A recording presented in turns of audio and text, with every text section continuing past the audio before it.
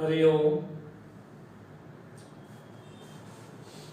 आप सभी का स्वागत है, आप सभी का अभिनंदन है। अष्टादिवसीय गीता ज्ञान यज्ञ में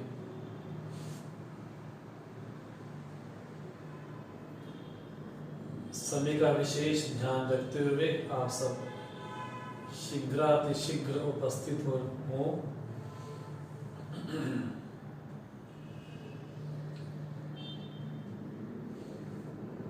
आज का जो विशेष प्रसंग है वो सत्र प्रारंभ करेंगे हम गीता के चतुर्थ अध्याय से। सबसे पहले हम मंगलाचरण करें, भगवान से प्रार्थना करें, उनको नमन करें, उनको प्रणाम करें, उनकी वंदना करें।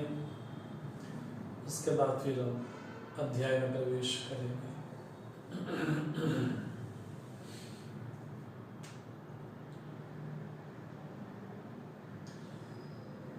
ओम सहना भवतु सहनौ भुनक्तु सह वीर्यं कर्वावहै तेजस्विनावधीतमस्तु मा विद्विषावहै। ओम शांति शांति शांति। समस्त जन कल्याणे निरतं करुणामयं नमामि चिन्मयं देवं सद्गुरुं ब्रह्मविद्वरं सदाशिवसमारम्भां शङ्कराचार्यमध्यमाम् अस्मदाचार्यपर्यन्तां वन्दे गुरुपरम्परां वन्दे गुरुपरम्परां। वसुदेवसुतं देवं कंसचाणूरमर्दनं देवकी परमानन्दं कृष्णं वन्दे जगद्गुरुं कृष्णं वन्दे जगद्गुरुम्। हरि ओम।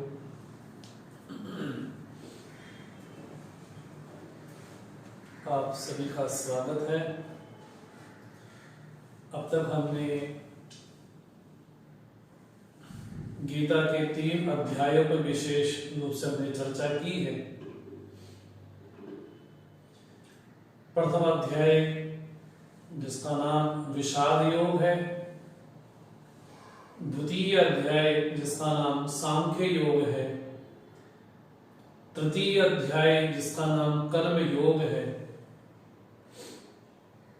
और चतुर्थ अध्याय का नाम ज्ञान कर्म संन्यास योग।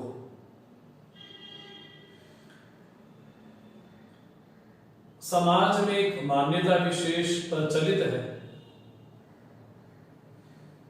कि आप कोई भी साधन अपनाओ, पहुंचना तो आपको वहीं पर है। लोग एग्जाम्पल भी देते हैं, उदाहरण भी देते हैं कि आपको दिल्ली जाना हो तो आप बाई एयर भी जा सकते हैं, बाई ट्रेन भी जा सकते हैं, बाई बस भी जा सकते हैं और पैदल भी जा सकते हैं। तो कोई भी साधन अपनाओ, आपको दिल्ली ही पहुंचना है। बात सुनने में बड़ी प्यारी लगती है, मीठी लगती है, अच्छी लगती है, लेकिन लौकिक व्यवहार के लिए कहा गया। किसी साधन की निंदा किसी ग्रंथ में नहीं। ये नहीं कहा जाता है कि ये साधन गौण है, ये छोटा है, ये बड़ा है, ये मुख्य, ऐसा नहीं कहा जाता। सभी साधनों का अपना स्थान है। भगवान की वाणी हमारे जीवन में सिद्धांत रूप से स्पष्ट में नजर आनी चाहिए। जब भगवान ये कहते हैं, तीसरे अध्याय में भगवान ने कहा था, अस्मिन् लोके द्विविधा निष्ठा पुरा प्रोक्ता मया नघ ज्ञान योगेन सांख्यानां कर्म योगेन योगिनां। दो तरह की निष्ठाएं भगवान ने कही। निष्ठा भले एक, लेकिन इसके प्रकार दो कह सकते हैं कि एक तो योग बुद्धि है और एक सांख्य बुद्धि है। इसको जो हमारी वेदांतिक भाषा है उस भाषा में ऐसा कह सकते हैं, एक होता है बहिरंग साधन, एक होता है अंतरंग साधन और एक होता है साक्षात साधन, एक होता है परम साक्षात साधन। भगवान ने दो ही प्रकार की बुद्धियां कही, एक योग बुद्धि और एक सांख्य बुद्धि। योग बुद्धि अर्थात कर्म योग, कर्म योग अर्थात मेरे सामने मेरा श्रद्धेय हो, आदरणीय हो, प्रेमास्पद हो, मेरा आराध्य हो, मेरा इष्ट हो, जिस श्रद्धेय के सामने मैं अपने संकल्प, अपनी कामनाएं, अपना जीवन समर्पित कर सकता हूं, वो कर्म योग है। ऐसा तो एक होता है बहिरंग साधन, जैसे धर्म है, दान है, स्नान विशेष है, व्रत विशेष है, बोले ये बहिरंग साधन की श्रेणी में आते हैं। ये बहिरंग साधन है। पुण्य करे पुण्य का लाभ होगा, दान करे दान का लाभ होगा, व्रत करे व्रत का लाभ होगा, ये बहिरंग साधन है। एक होता है अंतरंग साधन, जिसको कहते हैं वेदांत की 6 संपत्तियां, जिसको कहते हैं साधन चतुष्टय, जिसमें विवेक, वैराग्य, मुमुक्षा और शम, दम, तितिक्षा, श्रद्धा, समाधान, एकाग्रता इत्यादि 6 संपत्तियां हैं। ये अंतरंग साधन है। फिर साक्षात साधन है श्रवण करना, मनन करना, निधिध्यासन करना। फिर परम साक्षात साधन है वो श्रवण के द्वारा एक प्रमा, एक प्रज्ञा, एक समझ बनी कि मैं देह नहीं हूं, मैं शरीर नहीं हूं, मैं इंद्रिया नहीं हूं, मैं पंचभूतों से अतिरिक्त विशेष सत्ता हूं। बोले उस ज्ञान के द्वारा व्यक्ति को उस स्वरूप की प्राप्ति हुई। तो जब ये कहा जाता है कि बहुत सारे साधन हैं, हाँ है, लेकिन सभी साधनों का जो पर्यवसान है, जो सभी साधन आकर के मिलते हैं, वो 3 श्रेणियों में विभक्त हो जाती है। या तो बहिरंग साधन होंगे, या तो अंतरंग साधन होंगे, या तो साक्षात साधन होंगे, या तो परम साक्षात साधन होंगे। तो भगवान ने कहा इस लोक में 2 ही प्रकार की बुद्धियां हैं, एक सांख्य बुद्धि, एक योग बुद्धि। तो योग बुद्धि कर्म योग के द्वारा चित्त निर्मल हुआ, पवित्र हुआ, एकाग्रता आई और उसमें ज्ञान को पाने की जिज्ञासा आई। फिर गुरु की शरण में गया, उसके बाद उसने श्रवण किया, श्रवण करने के बाद मुक्त हुआ। तो ये एक क्रमानुसार है। तो कर्म योग ही सांख्य बुद्धि में लेके जाता है। सांख्य बुद्धि में जहां व्यक्ति को ये लगे, जहां उस महापुरुष को ये लगे नाहं देहा मनोध्यहंकार चित्तानि नाहं, ना भगवान भाष्यकार भी ये बोलते हैं चिदानंद रूपः शिवोहम शिवोहम। वो पंचभूतों से बना कोई भी सृष्टि में तत्व उससे मैं विलग हूं, उससे अतिरिक्त हूं, ऐसा जिसको भान, ऐसा जिसको अनुभव विशेष हो जाए, बोले वो सांख्य बुद्धि में प्रवेश करता है। तो भगवान ने तीसरे अध्याय में, दूसरे अध्याय में विशेष रूप से कर्मयोग का और सांख्य भगवान ने उपदेश किया। जब तीसरा अध्याय पूर्ण हो गया तो भगवान को लगा कि अब मुझे जो कहना था अब मैंने कह दिया है, तो अब उपदेश भी अर्जुन को प्राप्त हो गया है, तो क्यों ना लगे हाथ अर्जुन को ये भी बतला दूं कि जो मैंने तुमको उपदेश दिया है, ये उपदेश तो अनादि काल से चला आ रहा है। तो भगवान तो ये मान के चलते हैं कि अर्जुन को 3 अध्याय में ज्ञान हो गया है, उसका जो शोक मोह था वो चला गया है। अब भगवान को लगता है कि जो हमारी परंपरा है, उस परंपरा का बखान भी अर्जुन के समक्ष किया जाए कि मैंने तुमको ज्ञान क्यों बतलाया, क्यों कहा है। तो भगवान फलश्रुति बोलते हुए फिर भगवान ने चौथा अध्याय प्रारंभ किया। इस अध्याय का नाम है ज्ञान कर्म संन्यास। कर्मों का संन्यास हो, कर्मों का त्याग हो, लेकिन कर्म के द्वारा कर्म का त्याग नहीं होता, अपितु ज्ञान के द्वारा कर्म का संन्यास होता है। ज्ञान के द्वारा वो कर्म वास्तव में है क्या, और वास्तव में कर्म किसको कहते हैं? जो हम शास्त्र विरुद्ध करते हैं, क्या वो कर्म नहीं होता है? तो कर्म के विषय में जो हमारे मन में भ्रांतियां विशेष हैं, उन सभी भ्रांतियों का निराकरण भगवान स्वयं इस अध्याय में करते हैं।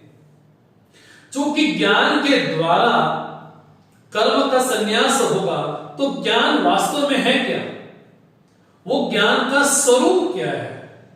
वो ज्ञान आखिर प्राप्त कहां से होता है? अगर जिसको प्राप्त हो गया है उसका लक्षण क्या है? और जिसको प्राप्त हो चुका है, अगर शिष्य भाव बन करके जाते हैं तो किस महापुरुष के पास जाना चाहिए, किसकी सन्निधि में जाना चाहिए? तो ज्ञान से होता क्या है जीवन में? ऐसी क्या चीज है कि जो कर्मों को भस्मीभूत कर देती है? ऐसी ज्ञान में क्या विशेषता है? तो आप देखेंगे इस अध्याय में भगवान ने ज्ञान का भी निरूपण किया है और कर्म का भी निरूपण किया, इसलिए इस अध्याय का नाम है ज्ञान कर्म संन्यास। संन्यास में त्याग देना, रख देना, अर्पित कर देना, समर्पित कर देना। तो ज्ञान के द्वारा ही अर्पण जब होना है, जब ज्ञान के द्वारा ही कर्मों का संन्यास होना है, तो ज्ञान को भी समझा जाए और कर्म को भी समझा जाए। क्योंकि ज्ञान के द्वारा कर्मों का संन्यास होना है, तो ज्ञान का वास्तविक स्वरूप क्या है, तो इस अध्याय विशेष में कहा जाएगा। तो इस अध्याय का नाम ज्ञान कर्म संन्यास, और इस अध्याय में अनेक प्रकार के विषय भगवान ने कहे। भगवान ने इस अध्याय में जहां ब्रह्म विद्या की स्तुति की है, वही इस अध्याय में भगवान ने एक नवीन प्रकरण उठाया, उसका नाम है अवतारवाद। वास्तव में अवतार क्यों होता है, अवतार के पीछे क्या अवधारणा है, इसका भगवान ने उत्तर दिया।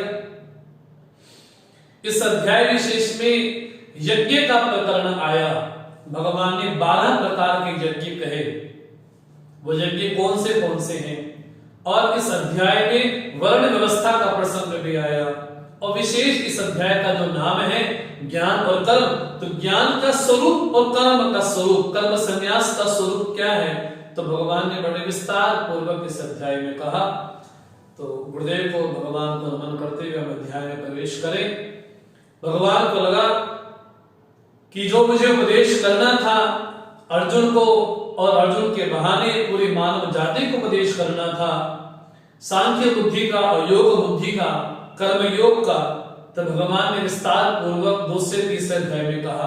अब भगवान को लगा जो उपदेश मैंने दिया है, उपदेश देने के बाद जो फलश्रुति है या उसकी जो महिमा है, उस ज्ञान की, उस ब्रह्म विद्या की जो महिमा है, उस महिमा को भी अर्जुन को सुनना चाहिए। तो यहां से भगवान ने पहला शब्द कहा 4th अध्याय में, इमं विवस्वते योगं प्रोक्तमानहमव्ययम् विवस्वान् मनविप्राः मनोरिक्ष्वा कविब्रवीत् एवं परंपरा प्राप्तम् इमं राजर्षयो विदुः सकाले नेह महता योगो नष्टः परन्तप। हे अर्जुन, ये जो ज्ञान मैंने तुमको कहा है, बतलाया है, ये ज्ञान सृष्टि के पूर्व में, सृष्टि के आदि काल में, इमं विवस्वते मया प्रोक्तम्, सबसे पहले मैंने ये ज्ञान सूर्य को दिया। अहम अव्ययम, जो मैं अविनाशी सत्ता हूं, उस अविनाशी सत्ता ने सृष्टि के आरंभ में मैंने ज्ञान सबसे पहले विवस्वान को दिया, सूर्य को दिया, और उन्होंने मनु को दिया, फिर मनु के द्वारा इक्ष्वाकु को प्राप्त हुआ। लेकिन हुआ क्या, एवं परंपरा प्राप्तम इमं राजर्षयो विदुः सकाले नेह महता योगो नष्टः परन्तप। ये परंतप, ये अनादि काल से जो ज्ञान चला आ रहा है, ये ज्ञान जो मैंने तुमको कहा है, ये ऐसा नहीं कि तुमको अभी मैंने कहा है, ये ज्ञान अनादि काल से चला आ रहा है। और परंपरा पूर्वक जितने हमारे आचार्य हुए हैं, परंपरा से ही ज्ञान प्राप्त होता है, इसको बोलते हैं संप्रदाय। संप्रदाय शब्द वर्तमान समय में बड़ा बड़ा अजीब ढंग से कहा जाता है, बोला जाता है और समझा जाता है, जबकि संप्रदाय शब्द बड़ा पवित्र है। सम्यक रूपेण प्रदान, देना, लेकिन भली प्रकार से देना, परंपरा पूर्वक देना, परंपरा पूर्वक ज्ञान प्राप्त होता है। जैसे हमारी परंपरा है, जब हम श्लोक बोलते हैं नारायणं पद्भुवं वसिष्ठं शक्तिं च तत्पुत्र पराशरं च व्यासं शुकं गौड़पदं महांतं गोविंद योगींद्र मथास्य शिष्यम, ये हमारी परंपरा है। अभी हमने मंगलाचरण में श्लोक बोला सदाशिव समारंभां शंकराचार्य मध्यमां अस्मदाचार्य पर्यंता वंदे गुरु परंपरा। ये जो जिसको भी ज्ञान प्राप्त होता है सृष्टि में, वो गुरु परंपरा से ही प्राप्त होता है। कोई ये कह दे कि मेरी तो नसों नसों में भागवत रामायण बहती है, मैंने किसी से पढ़ा लिखा नहीं है, तो बड़ी बेईमानी हो जाएगी। हाँ, कोई महापुरुष हो, कोई कारक पुरुष हो, उसके बारे में क्या कहना, वो तो भगवान का ही स्वरूप है। लेकिन भगवान ये कहते हैं जो ज्ञान मैंने तुमको कहा है वो सृष्टि के पूर्व में मैंने विवस्वान को दिया, वो परंपरा से प्राप्त होते होते राजर्षियों तक आया। लेकिन सकालेन इह महता योगो नष्टा परंतप, ये जो मैंने ब्रह्म विद्या बतलाई, ये जो ज्ञान बतलाया, तो ब्रह्म विद्या नष्ट नहीं हुई, ज्ञान नष्ट नहीं हुआ। अभी तो जो उस विद्या को धारण करने वाले लोग थे, जो उस परंपरा को धारण करने वाले लोग थे, उनका जो बुद्धि बल है, आत्म बल है, विवेक बल है, नैतिक बल है, श्रद्धा का बल है, संयम का बल है, बोले उनमें वो बल समाप्त हो गया। इसलिए वेद श्रुति ये बोलती है नायम आत्मा बलहीन लभ्यः, ये जो आत्मा है वो बलहीन को प्राप्त नहीं होता। बलहीन अर्थात शरीर का बल नहीं, बलहीन अर्थात संयम का बल, विवेक का बल, श्रद्धा का बल, नैतिक बल, बुद्धि का बल। बोले जब ऐसे बल को धारण करने वाले लोग नहीं रहे, परंपरा तो चली आ रही थी, लेकिन उस विद्या को धारण करने वाले जब लोग नहीं रहे तो ब्रह्म विद्या भी लुप्त सी हो गई। इसलिए भगवान कहते वो जो ज्ञान मैंने कहा था वही का वही ज्ञान, भगवान बोलते स एव, वही का वही ज्ञान अयम मया प्रोक्तम ते अद्य योगा प्रोक्ता पुरातनः, वही का वही ज्ञान मैंने तुमको जो बताया है वो पुरातन ज्ञान तुमको बतलाया है आज। भगवान से अर्जुन ने पूछा भगवान ऐसे वे में क्या विशेषता है कि मुझे ज्ञान बतलाया? तो भगवान की महिमा सुने। भगवान कहते हैं कि तुमको मैंने ज्ञान क्यों बतलाया? क्योंकि भक्तोसी में सखा चेति एतत् रहस्य उत्तमम, ये तुमको मैंने उत्तम रहस्य बतलाया। क्यों? क्योंकि तुम मेरे भक्त हो, तुम मेरे सखा हो। इससे बड़ी गर्व करने वाली बात अर्जुन के लिए क्या हो सकती थी? मैं कहूं कि मैं भगवान का भक्त हूं, लेकिन भगवान स्वयं अपने मुखारविंद से बोले कि तुम मेरे भक्त हो, तुम मेरे सखा हो। सखा अर्थात समान ख्याति, जिनकी ख्याति, जिनकी प्रसिद्धि समान हो उसको सखा कहा जाता है। बोले गुरु का शिष्य के प्रति शिष्य भाव भी हो और साथ में सखा भाव भी हो। ये भाव ना हो लेकिन इसमें मर्यादा भी हो, मर्यादित भी हो। गुरु के समक्ष जब बैठा जाए तो हमारे जो अंगूठे उनको दिखाई नहीं पड़नी चाहिए, उसको ढक करके बैठना चाहिए। ये आचार्य परंपरा है। लेकिन भगवान की महिमा कैसी है? भगवान कहते तुम मेरे सखा हो, न केवल मेरे सखा हो, मेरे भक्त भी हो। इसलिए तुम्हारी योग्यता देख करके, तुम्हारा सामर्थ्य देख करके ये ज्ञान मैंने तुमको बतलाया है। ये जो ब्रह्म विद्या अनादि काल से चली आ रही है, वही ज्ञान मैंने तुमको दिया है। कि कितनी महिमा होगी भगवान की। स्वयं भगवान अपने मुख से बोले कि तुम मेरे भक्त हो। यहां पर तो भक्त की आंखों से अश्रु झलक आते हैं कि भगवान स्वयं बोलते हैं कि तुम मेरे भक्त हो। जब अर्जुन ने ऐसी बात सुनी, अर्जुन कहता है प्रभु एक बात समझ नहीं आई। बोले क्या? बोले आपका जन्म तो अभी अभी हुआ है, आप तो देवकी के पुत्र हो, वसुदेव के पुत्र हो, फिर आपने ये ज्ञान सृष्टि के आदि में दिया। अर्जुन के मन में जिज्ञासा है, अर्जुन के मन में छल कपट नहीं, उस जिज्ञासा में भी प्रश्न है, उस प्रश्न का सम्मान है जिसमें जिज्ञासा छिपी हो, जिस प्रश्न के पीछे संशय छिपा हो, कपट छिपा हो, बोले उस प्रश्न का सम्मान नहीं। यहां पर अर्जुन जो प्रश्न करते भगवान से, अपरम भवतो जन्म परम जन्म विवस्वता कथम एतत् विजानीयाम तुमानो प्रोक्तवान इति। हे प्रभु, आपका जन्म तो अभी हुआ, ओ विवस्वान तो बड़े कितने पुराने सूर्य तो, एतत् कथम, ये प्रभु कैसे संभव हुआ? एतत् विजानीयाम, ऐसा मैं जानना चाहता हूं कि आपने ही सृष्टि के आदि काल में आपने उपदेश दिया। यहां पर अर्जुन के मन में जो जिज्ञासा मिलती है वो सहज ही होती है, क्योंकि भगवान ने जो उपदेश दिया है वो उपदेश आखिर सृष्टि के प्रारंभ में सूर्य को दिया गया, मनु को दिया गया, मनु के बाद इक्ष्वाकु को प्राप्त हुआ, वो परंपरा चली आ रही है। इसका मतलब है ज्ञान कोई नूतन नहीं है, ज्ञान अनादि काल से एक जैसा ही है। लेकिन अर्जुन के मन में स्वाभाविक प्रश्न उत्पन्न हुआ, ये तत् कथम, ये कैसे संभव है प्रभु, कैसे संभव है? मैं पुनः निवेदन करूं, अर्जुन को जब भगवान ये कहते हैं कि तुम मेरे सखा हो, मेरे भक्त हो, मेरे इष्ट हो, जब भगवान आगे 10वें अध्याय में ये भी कहेंगे,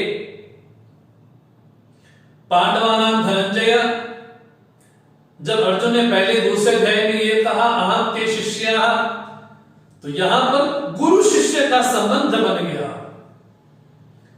अशिष्य कृष्ण नहीं कहता, वो कहता है तुम मेरे गुरु हो, आप मेरे सारथी हैं, अखिलांड कोटि ब्रह्मांड के विनायक है, लेकिन मेरे सारथी हैं, लेकिन मेरे गुरु रूप में भी है।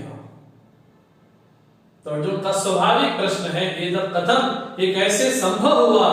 तो भगवान इसका निराकरण आप करें। तो भगवान ने कहा अर्जुन, ऐसा नहीं कि मैंने ज्ञान अभी दिया है, अपितु मेरे तो कितने जन्म हो गए, बहूनि मे व्यतीतानि जन्मानि तव च अर्जुन, तान्यहं वेद सर्वाणि न त्वं वेत्थ परन्तप। हे परन्तप, व्यतीतानि जन्मानि, मेरे तो अनेक जन्म हो गए, तब च, और तुम्हारे भी अनेक हो गए, लेकिन तानि अहम वेद, उन जन्मों को मैं जानता हूं, तानि सर्वाणि अहम वेद, अहम वेत्थ, मैं सभी जन्मों को जानता हूं, लेकिन तुम न वेत्थ, तुम नहीं जानते हो। बोले क्यों? बोले चित्त में जो पुण्य पाप का कल्मश है, संस्कार है, उन संस्कारों के द्वारा जो ज्ञान आच्छादित हो गया, ढक गया, आवृत हो गया, बोले इसके द्वारा मुझे पता नहीं लगा। भगवान कहते हैं कि तुम्हारे और मेरे तो असंख्य जन्म हो चुके, मैं तो कच्छप भी बन चुका हूं, वराह भी बन चुका हूं, नृसिंह भी बन चुका हूं। भगवान के सभी जन्मों को तो मैं जानता हूं, लेकिन तुम नहीं जानते, तुम नहीं जानते। अर्थात अर्जुन तो निमित्त है, अर्जुन के बहाने भगवान पूरी गीता, पूरी मानव जाति को समझा रहे, बतला रहे हैं। जब भगवान ये कहते हैं कि तुम न वेत्थ, तुम नहीं जानते हो, अर्थात हम सभी नहीं जानते, मेरे भी अनेक जन्म हो गए, भगवान ने तो अनेक अवतार भी लिए, मैं नहीं जानता हूं इसके पीछे कारण क्या है, बोले अविद्या के कारण, अज्ञान के कारण वो ज्ञान आच्छादित सा हो गया, ढक सा गया। जैसे जैसे सर्दियों के दिन में कई लोग क्या बोलते, बोले बहुत दिन हो गए सूर्य भगवान के दर्शन नहीं हुए। बोले बादलों से आच्छादित सूर्य हो गया, बादलों में यह सामर्थ्य नहीं है कि सूर्य को ढक दे, लेकिन हमारी मंदमति हो सकती है जब हम ये कह देते हैं कि सूर्य नहीं निकला, सूर्य उदित नहीं हुआ। अरे सूर्य की उपस्थिति मात्र से तो प्रकाश होगा, लेकिन जिसकी दृष्टि सूर्य, उसको लगता है सूर्य कभी आच्छादित हो नहीं सकता। लेकिन उस अज्ञान के कारण, अविद्या के कारण, माया के कारण वो आच्छादित सा हो गया। भगवान कहते हैं कि तुम्हारे मेरे अनेक जन्म हो गए हैं। अब भगवान यहां से एक नया प्रकरण प्रारंभ करते, उसका नाम है अवतार प्रसंग। भगवान अवतार क्यों लेते हैं और अवतार लेने के पीछे क्या अवधारणा है भगवान की? ऐसे कई धर्मावलंबी हैं, ऐसे कई मत मतांतर हैं जो इस स्वीकार नहीं करते कि वो परमात्मा के अवतार लेगा। अवतार लेना मैंने नेत्र गोचर होना, अवतार लेना माने हमारे साथ उठना बैठना, वो अवतार। तो कई जो निराकार परमात्मा को मानते हैं उनको लगता है कि अगर परमात्मा ने अवतार मान लिया तो उसकी जो महिमा है वो खंडित हो जाएगी। अगर वो अवतार ले लिया, अगर मनुष्य सरीखा हो गया तो मनुष्य में जो रहने वाले गुण धर्म है वो भगवान में भी आरोपित हो जाएंगे। तो जो साकार मानते हैं बोले परमात्मा निराकार हो कैसे सकता है? इतनी बड़ी सृष्टि बनाने वाला क्या निराकार होगा? वो तो कोई व्यक्ति विशेष ही होगा, वो तो किसी लोक विशेष में रहता ही होगा। तो जो साकार मानने वाले हैं उनको लगता है कि परमात्मा निराकार नहीं हो सकता। निराकार कैसे संभव है? इतनी बड़ी सृष्टि बना दी तो निराकार कैसे बनाएगा? साकार वाले को ये चिंता है कि परमात्मा की महिमा भंग हो जाएगी। जो निराकार मानते हैं उनको लगता है कि परमात्मा की महिमा भंग हो जाएगी, अगर वो देह धारण कर लेंगे तो मनुष्य बन जाएंगे। तो दोनों के अपने अपने तर्क विशेष भी है। लेकिन भगवान जब श्रुति बोलती है अपानी पादो जमनुगृहीता पश्यत चक्षु शृणोत्य करना, बोले बिना पांव के चलता है वो, बिना कर्ण के वो सुनता है। बोले अवतार कई धर्मावलंबियों ने नहीं माना, उनको लगा कि परमात्मा अवतार कैसे ले सकता है। तो उन्होंने कहा कि वो पैगंबर भेज सकता है, अपने मैसेंजर भेज सकता है, अपने दूत भेज सकता है, लेकिन वो स्वयं आ जाए ये संभव नहीं। तो कई जो सनातन धर्म को मानने वाले भी हैं उसके बाद भी इस बात को नहीं मानते कि परमात्मा अवतार भी लेता है। लेकिन उन सभी बातों का खंडन करने के लिए भगवान स्वयं अपने मुखारविंद से बोलते हैं कि मैं अवतार लेता हूं, मैं जन्म ग्रहण करता हूं, मैं प्रकट होता हूं। इसलिए भगवान के बारे में कहा जाता है भगवान का प्राकट्य होता है। राम का प्राकट्य हुआ, भगवान कृष्ण का प्राकट्य हुआ, है ना। इसलिए जब भगवान शिव बोलते हैं मानस में हरि व्यापक सर्वत्र समाना प्रेम ते प्रकट होई में जाना। हरि तो सर्वत्र रूप से समान रूप से हर जगह व्याप्त ही है, लेकिन प्रेम के द्वारा प्रकट होता है। वो लकड़ी में हर जगह का नहीं है, बोले वहां तो प्रकट होती है। इसलिए भगवान कहते हैं कि मैं अवतार लेता हूं, लेकिन कैसे? भगवान ने कहा अजो अपि सन, अजन्मा होने के बाद भी, क्योंकि हम जन्म लेते हैं। भगवान क्या कहते हैं?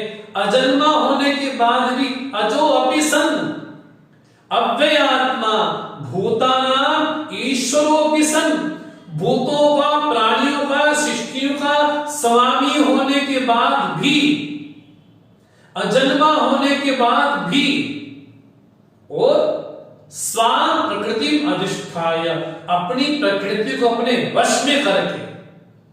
भगवान ने बड़ी प्यारी बात कही है, अजन्मा होने के बाद अर्थात हमारा जब जन्म होता है उसमें अस्ति जायते वर्धते विपरिणमते बहुत सारी चीजें आ जाती है, लेकिन भगवान जब ये कहते अव्ययात्मा, जन्म लेने के बाद भी मेरे से कुछ कम बढ़ता घटता नहीं है, और भूतानाम ईश्वरः, सभी प्राणियों का ईशन करने वाला, शासन करने वाला,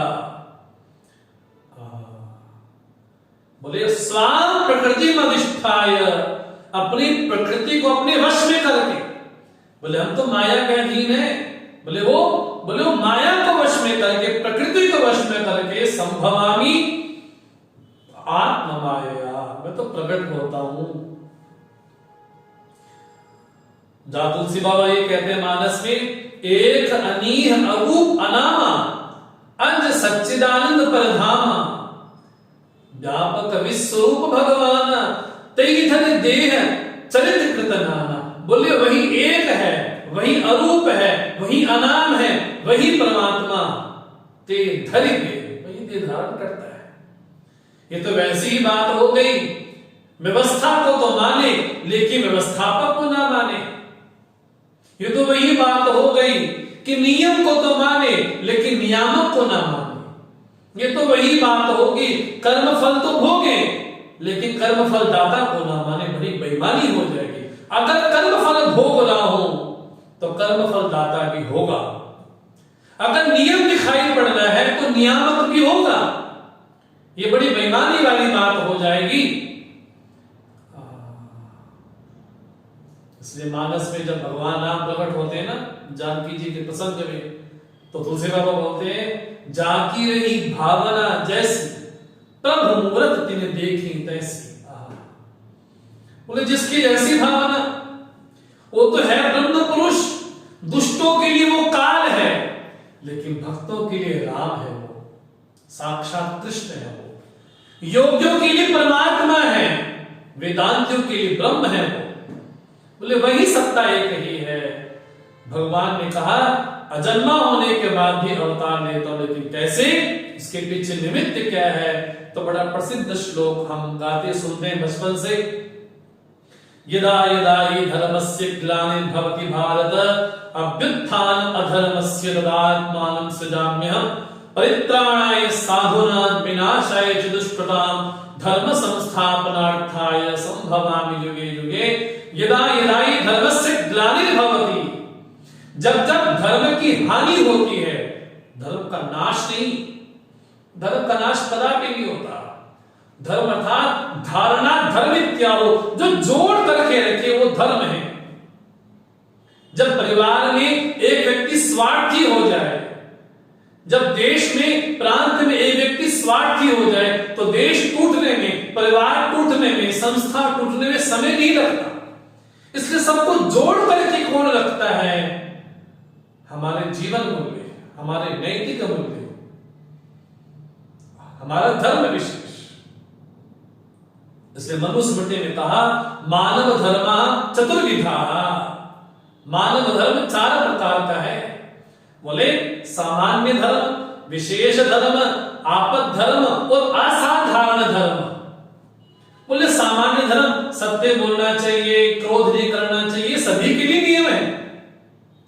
विशेष धर्म अर्थात जिस उपाधि पे, जिस पोजीशन पे, जिस पद पे मैं बैठा हूं तो मेरे लिए कुछ कर्तव्य बन जाते हैं, तो विशेष धर्म हो गया। आपद धर्म, जब प्राण संकट में हो तो ऐसा आचरण कर लें जिससे हमारे प्राण बच जाए। और असाधारण मैंने एक्स्ट्रा ऑर्डिनरी, अगर मेरे पास कोई टैलेंट है, अगर कोई योग्यता है, तो मेरा धर्म विशेष बनता है कि मेरे पास धन संपत्ति ज्यादा है तो समाज में उसका विनियोग करूं। भगवान कहते हैं जब जब धर्म की हानि होती है, अर्थात जब जब लोगों के मन में जीवन मूल्य समाप्त होने लगते हैं, सामान्य धर्म, असाधारण धर्म जब जीवन में कम होने लगते हैं, भगवान कहते अभ्युत्थान अधर्मस्य तदा आत्मान अहम सृजामि, तब धर्म की पुनः स्थापना करने के लिए, लोगों में पुनः जीवन मूल्य को बताने के लिए मैं प्रकट होता हूं। लेकिन किन किन भी, भगवान ने कहा साधुओं की रक्षा के लिए, दुष्टों के विनाश के लिए और धर्म की स्थापना के लिए, अहम युगे युगे संभवामि, मैं युग युग में प्रत्येक युग में प्रकट होता हूं। भगवान के तो अनेक अवतार हैं, चाहे अर्चावतार हो, चाहे अंशावतार हो, चाहे कलावतार हो, चाहे आवेशावतार हो, चाहे नित्यावतार हो, चाहे पूर्णावतार हो, भगवान के तो अनेक अवतार हैं। बोले जिस तरह से भूमि के कणों को गिनना असंभव है, उसी तरह से भगवान के अवतारों को गिनना भी असंभव है, गिना नहीं जा सकता। भगवान प्रत्येक मनुष्य के लिए अवतार लेते हैं, लेकिन समष्टि और व्यष्टि की प्रार्थना में जब जब जब पृथ्वी में महान संकट आता है तो समष्टि की प्रार्थना से भगवान रामावतार, कृष्णावतार, वराहावतार, कच्छावतार लेते हैं।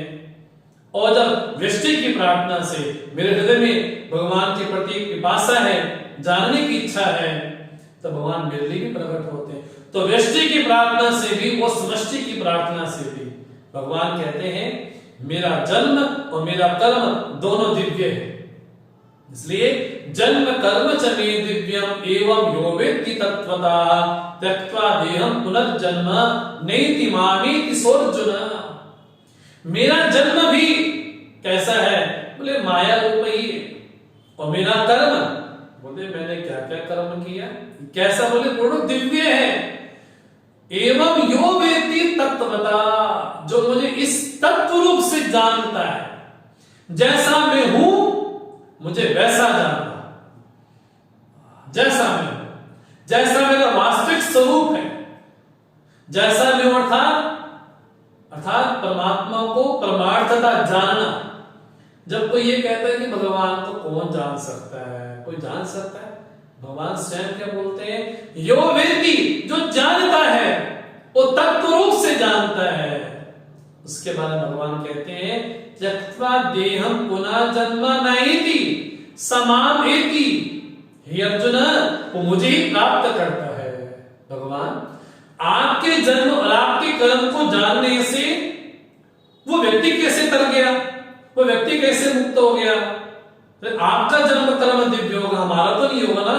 बोले नहीं, जिसने ये जान लिया कि परमात्मा का जन्म और परमात्मा का कर्म दोनों दिव्य है, जिसने जान लिया कि दोनों में कोई भेद नहीं है, दोनों में कोई अंतर विशेष नहीं है, फिर दोनों एक ही हो गए। तो जिसने जान लिया, किसको? स्वयं को जान लिया। भगवान कहते हैं पुनः जन्म नहीं थी, पुनः उसका जन्म विशेष नहीं होता, पुनः जन्म मरण के गेड़े में नहीं आता, वो चक्कर में नहीं आता वो। तो सो समान एति, वो मुझे ही प्राप्त करता है। भगवान कोई पहले प्राप्त कर चुके हैं आपको या कोई है ही? बोले नहीं। वीतराग भय क्रोधा मन्मया मामुपाश्रिता बहवा ज्ञान तपसा पूता मद्भावम आगता। बोले जिनके जीवन से तीन चीजें चली गई, क्या? वीत, राग, भय, क्रोधा। जिनके जीवन से राग, भय और क्रोध चला गया।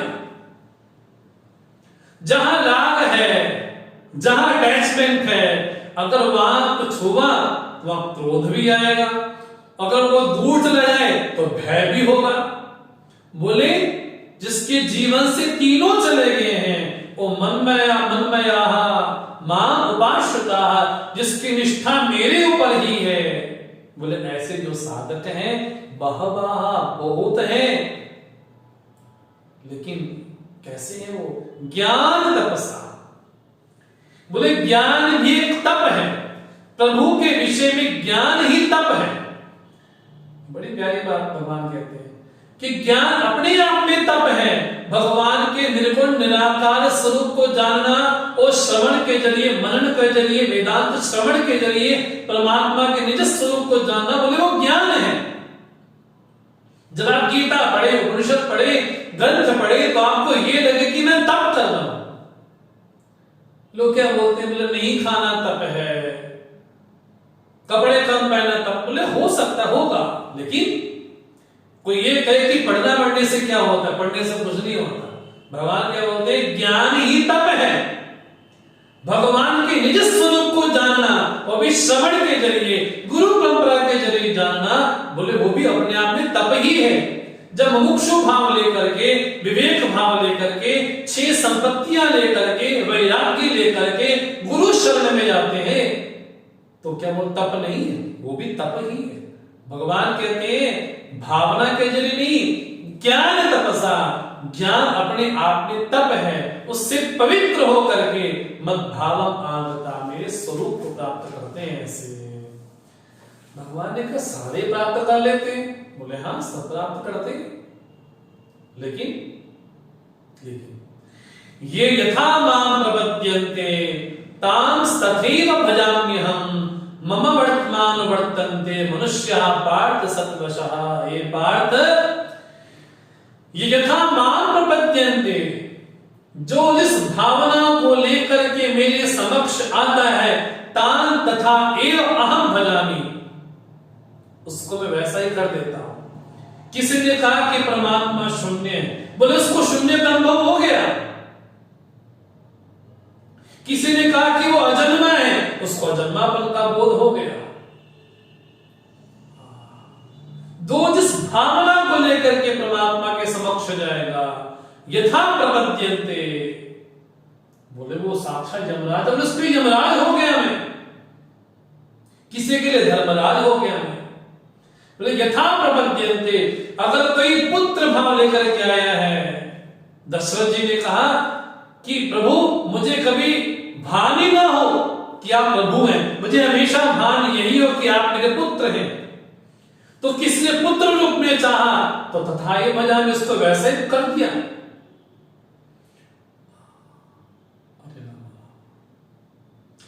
तो जो जिस भावना से आया, वसुदेव ने, देवकी जी ने, नंद जी ने, शोदा जी ने, कौशल्या जी ने, दशरथ जी ने, कर्दम ने, देवहूति ने, जिसने जिस भाव से चाहा भगवान ने उसकी भावना को वहीं पुष्ट कर दिया। भगवान बोलते हैं ये यथा माम प्रपद्यन्ते, जिस तरह से मेरी शरण में आते हैं, कोई आर्त भाव से आता है, उस तरह भगवान ऐश्वर्य कामना पूर्ण करने वाले हैं। तो कोई आर्त भावना से आता है, कोई जिज्ञासु बन करके आता है, भगवान मुझे किसी महापुरुष से मिला दो, किसी ऐसे बिरले संत से मिला दो। भगवान उसकी भावना को बल देते हैं, वो संयोग करवा देते हैं। बोलो मिलो। अब पूज्य गुरुदेव पूज्य स्वामी तपोवन जी महाराज से मिले तो संयोग कराया किसने? इनके मन में जिज्ञासा थी ब्रह्म विद्या के प्रति, और तपोवन महाराज के पास चले गए। ये क्या है? तथा एव अहम भजामि, मैं उसको वैसा ही बना देता हूं, वैसा पुष्ट कर देता हूं। पार्थ, सारे के सारे मनुष्य मेरे ही मार्ग का अनुसरण करते हैं। मम वर्तम अनुवर्तन्ते मनुष्याः सर्वशा मनुष्याः। ये पार्थ, सारे मनुष्य मेरा ही अनुसरण कर रहे हैं, सब मुझे ही प्राप्त करना चाहते हैं। भगवान आपको कैसे? लोग तो संबंधों को प्राप्त करना चाहते हैं, पदार्थों को प्राप्त करना चाहते हैं, कि आपको भगवान कहते हैं कि व्यक्ति कुछ भी चाहता हो, संबंधों के जरिए, पदार्थों के जरिए चाहता क्या है? बोले सुख। क्या चाहता है? आनंद। भगवान कहते हैं मेरा स्वरूप क्या है? बोले मैं आनंद स्वरूप हूं। तो भगवान कहते हैं कि सृष्टि में जो भी कुछ व्यक्ति दौड़ रहा है, भाग रहा है, कुछ भी कर रहा है, किसके लिए? बोले सुख के लिए दौड़ रहा है, आनंद के लिए दौड़ रहा है। भगवान कहते हैं कि इसलिए सारी सृष्टि मेरा ही अनुसरण कर रही है, अर्थात सुख के पीछे ही दौड़ रही है।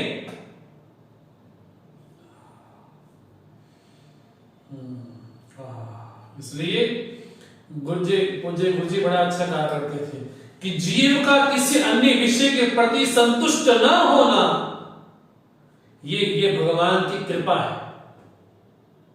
ये भगवान की कृपा है कि किसी अन्य विषय में पूर्ण रूप से संतुष्ट नहीं हो सकते हो। संबंध बन गया, अगर संबंध में खटास आ गई तो वहां द्वेष हो गया, वहां क्रोध हो गया। कामना पूर्ण हो गई तो लोभ बढ़ गया। बोले ऐसा कोई जगत का विषय नहीं है जो व्यक्ति को पूर्ण रूप से संतुष्टि दिला पाए। परमात्मा के अतिरिक्त जो भी विषय भोग मिलेगा वो समय विशेष के लिए मिलेगा, बस कालांतर में वो भी नष्ट हो जाएगा। इसलिए भगवान कहते हैं सारी मनुष्य जाति मेरा ही अनुसरण कर रही है। भगवान से अर्जुन ने पूछते, प्रभु ऐसा लगता तो नहीं है कि सब आपका अनुसरण करते हैं, तो जब आप इतने ही सहज हैं तो आप सबको मिलते क्यों नहीं? तब तो सबको सहज मिलना चाहिए, आप सबसे सहज मिलते क्यों नहीं? भगवान कहते हैं क्योंकि कांक्षन्ता कर्मणाम सिद्धिं यजन्त इह देवता क्षिप्रम हि मानुषे लोके सिद्धिर्भवति कर्मजा। भगवान कहते लोगों को तो प्रत्यक्ष चाहिए, मिनटों में चुटकियों में चाहिए। मेरे मन में कामना है तो क्या करें? वो देवताओं का यजन करते हैं। जब देवताओं का यजन करते हैं तो देवता प्रसन्न होते हैं। बोले मेरी उपासना में, बोले मेरे को प्राप्त करने के लिए तप करना पड़ेगा, अनुष्ठान करना पड़ेगा, व्रत धारण करना पड़ेगा, भक्ति धारण करनी पड़ेगी, वैराग्य धारण करना पड़ेगा। बोले देवताओं के लिए, बोले मेरे मन में कामना है, हे भैरव, हे देवता, वो देवता मेरी मनोकामना पूर्ण कर दो, जो कामना पूर्ण हो जाती है। इसलिए जब लोगों की कामना पूर्ण हो ही जाती है तो फिर मेरी शरण में कौन आएगा? मेरी शरण में तो वही आएगा जो विरला हो, जो जिज्ञासु होगा, वो ही मेरी शरण में आएगा। लेकिन लोगों को भाग दौड़ किसकी लगी है? मेरी कामना भगवान पूर्ण कर दो, हे देवता मेरी कामना पूर्ण कर दो, बच्चे का कर दो, बहू का कर दो, बेटी का कर दो।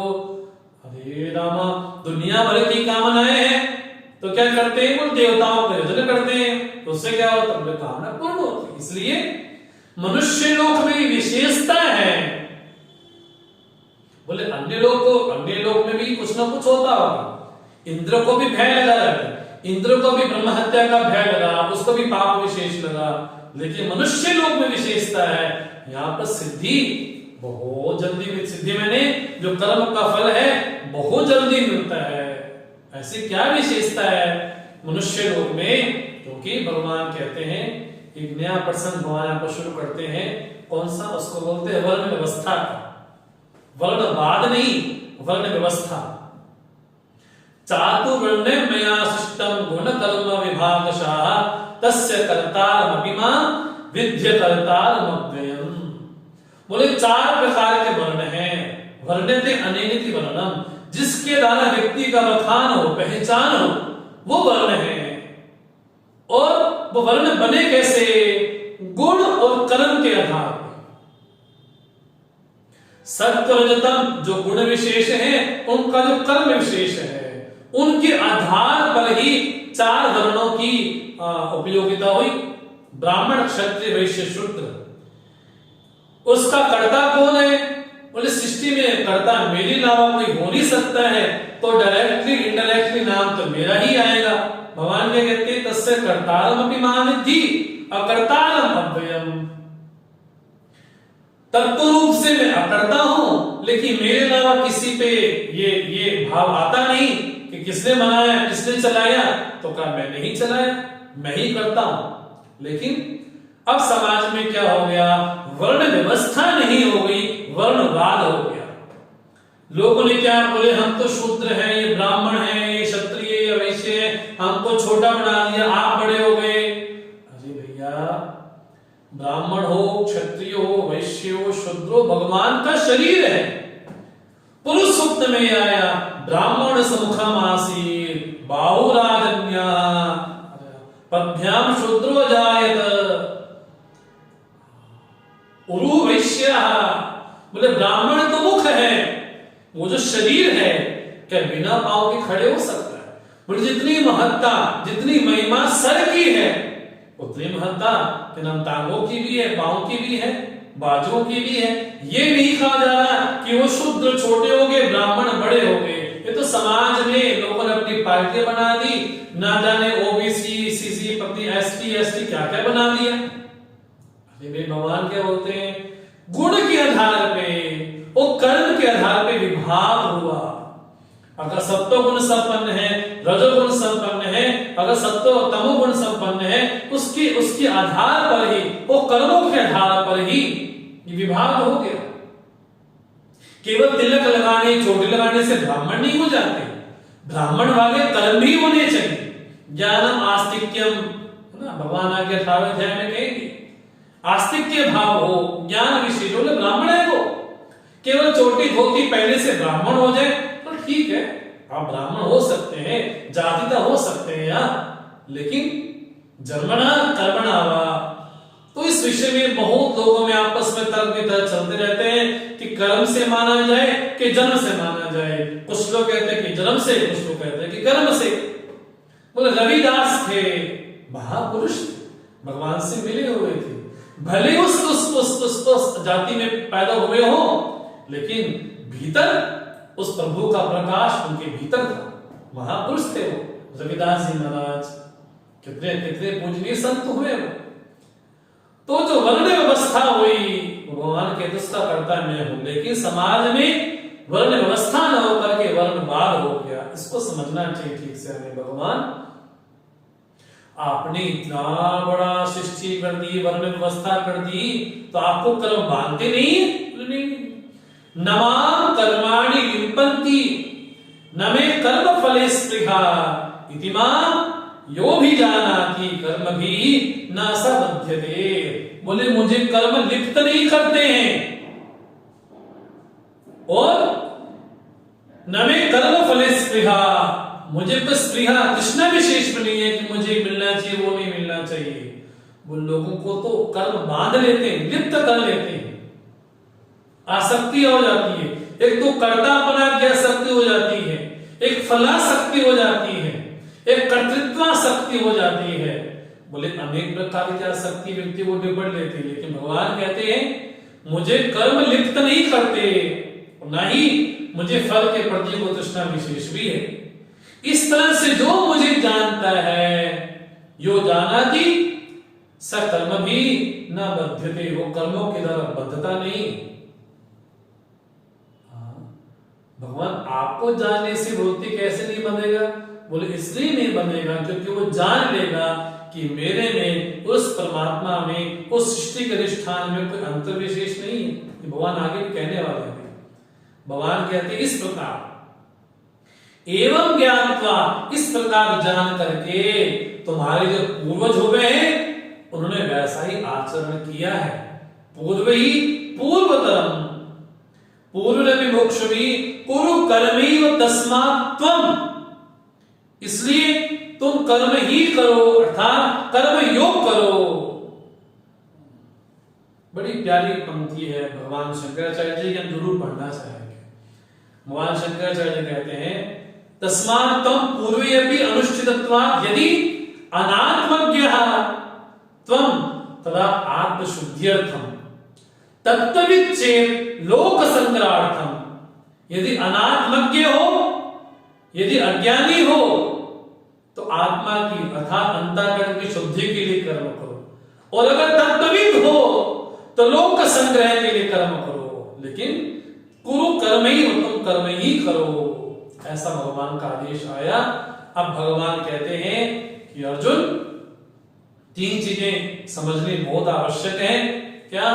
किम कर्म किम अकर्मेति कवयोप्यत्र मोहिताः तत्ते कर्म प्रवक्ष्यामि यज्ञात्वा मोक्षस्य अशुभात्। बोले कर्म क्या है वास्तव में? किम कर्म किम अकर्म, अकर्म किसको बोलते हैं? इस विषय में बड़े बड़े कवि भी, क्रांतिदर्शी भी मोहित हो चुके हैं। तत्ते अहम प्रवक्ष्यामि, उसको मैं तुमको कहूंगा। भगवान उससे क्या होगा? यज्ञात्वा, जिसको जान करके, अशुभा मोक्ष से, अशुभ अर्थात संसार से मुक्त हो सकते हो, संसर्ग से मुक्त हो सकते हो। उस तत्व को जानने के बाद, उस कर्म की विधि को जानने के बाद भगवान कहते हैं इसलिए कर्मणोपि बोधव्यम बोधव्यम च विकर्मणः अकर्मणश्च बोधव्यम गहना कर्मणो गतिः। बोले पहली बात, बिना कर्म के हम नहीं रह सकते, ये बात स्पष्ट होनी चाहिए।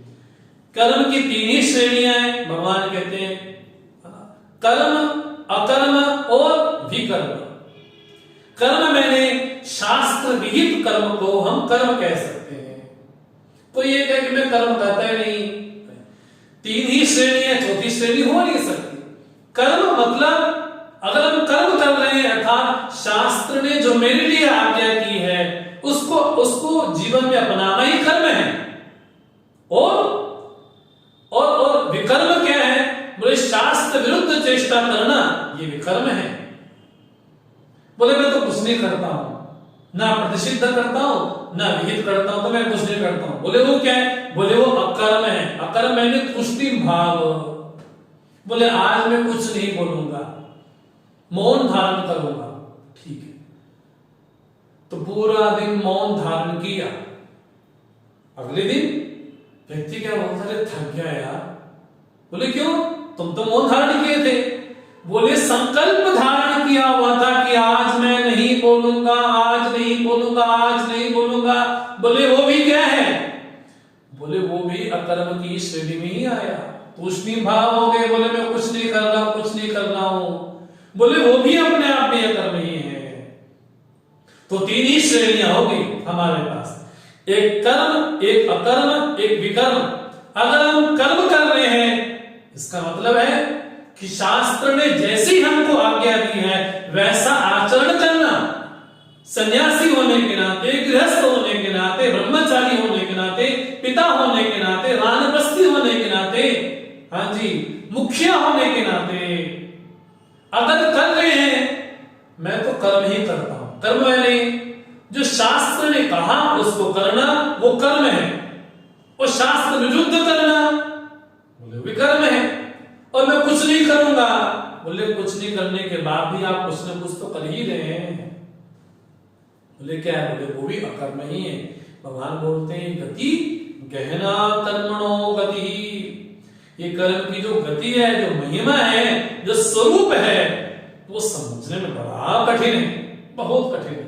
इसलिए भगवान आप कहते हैं, ये चौथे अध्याय का हृदय श्लोक, हृदय हर एक अध्याय का हृदय श्लोक होता है जिससे उसकी महिमा होती है। तो चतुर्थ अध्याय का ये श्लोक 18वां श्लोक बड़ा हृदय स्थान पे भगवान कहते हैं कर्मण्य कर्म यह पश्येत् अकर्मणि च कर्मयः स बुद्धिमान मनुष्येषु स युक्ता कृष्ण कर्म कृत। स बुद्धिमान मनुष्येषु, वही बुद्धिमान है संसार में। क्या? जो कर्म में अकर्म देखता है, अकर्म में कर्म देखता है। बोले मैं तो जाकर के जंगल में बैठ जाऊंगा, हिमालय में जाकर के बैठ करके आत्मा का ध्यान करूंगा, ब्रह्म ध्यान करूंगा। भगवान बोलते कुछ नहीं। क्या? बोले कर्म करते हुए अकर्म आत्मा का बोध निरंतर बना रहे।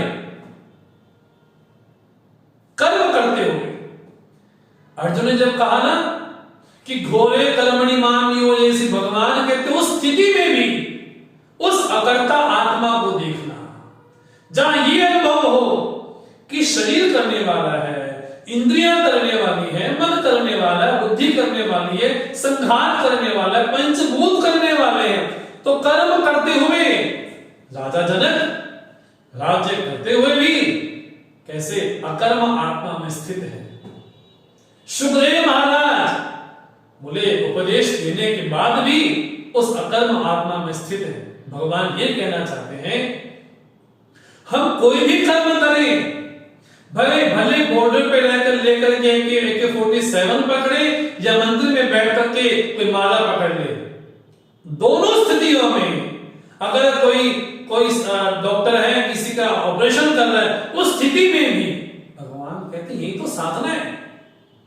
अगर भगवान के लिए भोजन बनाया जाए उस समय भी कोई भी व्यवहार किया जा रहा है तो व्यवहार करने के दौरान, व्यवहार करने के समय ही, कर्म करने के दौरान ही ये भाव रहे। क्या? कर्म करते हुए उस अकर्म आत्मा को देखना। बोले क्या? बोले शरीर ही करता है, मैं नहीं करता। इस तरह का भाव मन में बना रहे। बोले ऐसा जो होगा वो मनुष्य बुद्धिमान होगा। अगर ऐसा जो नहीं होगा तो भगवान की दृष्टि में बुद्धिमान नहीं। बुद्धि होने से बुद्धिमान नहीं हो जाता। भगवान की वाणी में बुद्धिमान वही है जो कर्म करते हुए, वेदांत का ज्ञान करते हुए, पठन करते हुए, पाठन करते हुए, किसी भी व्यवहार में हो, कर्म करने के दौरान उस अकर्म दर्शन होता रहे, युद्ध भी करे, युद्ध भी हो, लेकिन उस स्वरूप से कभी डगमगाए नहीं। इसलिए पितामह भीष्म जब सरसैया पे होते हैं तो बोलते हैं इति मति उपकल्पिता में, बोले ये जो मेरी बेटी है, जो विवेक रूपी मेरी बेटी है, जो समाहित मेरी बेटी है, वो आपके चरणों में अर्पित करता हूं मैं। ऐसा महापुरुष हो कि कर्म करने के दौरान ही उस अकर्म आत्मा का दर्शन होता रहे। अर्जुन से भगवान जब ऐसा कहते हैं, भगवान ने जब ये कहा कि वो पंडित है और मेरी दृष्टि में पंडित कौन है, तो भगवान ने कहा यस्य सर्वे समारंभा काम संकल्प वर्जिता ज्ञानाग्नि दग्ध कर्माणं तमाहु पंडितम बुधाः। उसको पंडित समझा जाए। किसको? यस्य सर्वे समारंभा, किसी भी चीज को आरंभ को ही कर्म कहते हैं। मैं ये करूंगा, मैं वो करूंगा, मैं ऐसा करूंगा, मैं वो, बोले वो क्या है? बोले आरंभ को ही कर्म कहा जाता है। अर्थात आरंभ शब्द का पर्यायवाची शब्द है कर्म। ये करना वो करना, बोले क्या? बोले आरंभ ही तो है। किसी भी चीज को करना बोले क्या? बोले कर्म ही है। बोले ऐसा जो कर्म विशेष है वो कैसा है? काम संकल्प वर्जिता, कामना और संकल्प से वर्जित हो। भगवान की बात समझ नहीं आती, बिना कामना के तो कर्म हो नहीं सकता। और कामना कब होगी? जब संकल्प होगा। इसलिए मंकी गीता में कहा, महाभारत में बोलते हैं काम जानामि ते मूलम संकल्पत्वं ही जाए से न त्वां संकल्पिष्यामि तेन मे न भविष्यसि। बोले कहां से पैदा? बोले संकल्प से पैदा होते कामना। बोले संकल्प ही नहीं करूंगा। बोले बिना संकल्प के कामना कर्म कैसे कर लोगे? बोले साधारण लोग क्या करते हैं, कर्म के पीछे होती कामना, कामना के पीछे होता संकल्प, लेकिन वो संकल्प होता किसका है? स्वार्थ का, अहम का, मेरा, मुझे मिलना चाहिए, मुझे मिलना चाहिए, मुझे मिलना चाहिए।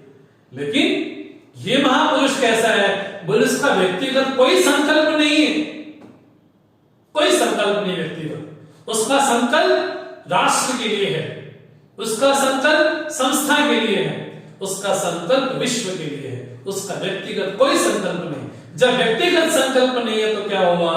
काम संकल्प वर्जिता। ऐसी जैसी स्थिति हो गई, भगवान कहते हैं उस महापुरुष की कर्म की स्थिति कैसी है? ज्ञानाग्नि दग्ध कर्माणि, ज्ञान रूपी अग्नि में जिसके कर्म भस्मीभूत हो गए हैं, ऐसा जो महापुरुष है वो कैसा?